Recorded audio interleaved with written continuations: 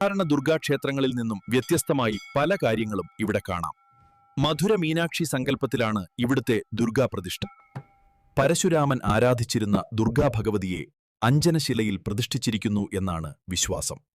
മധുര ഭരിച്ചിരുന്ന പാണ്ഡ്യരാജാവിന്റെ കാലത്ത് മധുര മീനാക്ഷി ക്ഷേത്രത്തിൽ ദേവിക്ക് ചാർത്തിയിരുന്ന മൂക്കുത്തി കാണാതായി. വിഷമിച്ചുറങ്ങിയ ശാന്തിക്കാരന്റെ സ്വപ്നത്തിൽ ഒരു യുവതി പ്രത്യക്ഷപ്പെട്ടു. ഇനി എവിടെ താമസിച്ചാൽ ആപത്താണെന്ന് പറഞ്ഞു. അമാവാസി രാത്രി മുന്നിലോടിയ യുവതിയുടെ ആഭരണങ്ങളുടെ തിളക്കം വഴി തെളിച്ചു.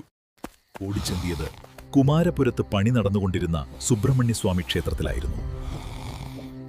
ചേരമാൻ പെരുമാൾ പണി കഴിപ്പിച്ചുകൊണ്ടിരുന്ന ക്ഷേത്രം. പുലർച്ചെ ഉണർന്നപ്പോൾ ശ്രീകോവിലിൽ മധുര മീനാക്ഷിയെ അദ്ദേഹം കണ്ടു. കുമാരനായി നിർമ്മിച്ച ക്ഷേത്രം ഭഗവതി ക്ഷേത്രമായി മാറുകയായിരുന്നു.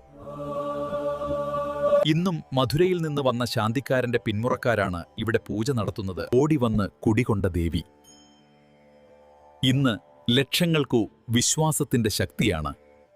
ഇത്തരത്തിലുള്ള വിശുദ്ധ കഥകളും ആത്മീയ അനുഭവങ്ങളും കാണാൻ ഇപ്പോൾ തന്നെ സബ്സ്ക്രൈബ് ചെയ്യൂ. നമ്മളോടൊപ്പം തുടരൂ.